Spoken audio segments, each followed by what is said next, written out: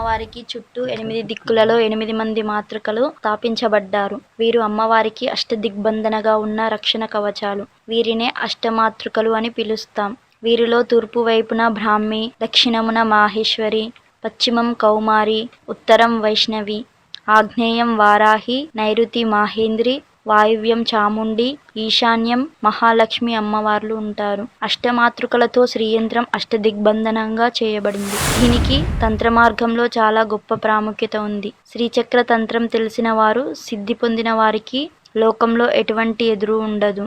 వారే గొప్ప శక్తివంతులు. వారిని ఎంతటి క్షుద్ర ప్రయోగాలు ఏమీ చేయలేవు.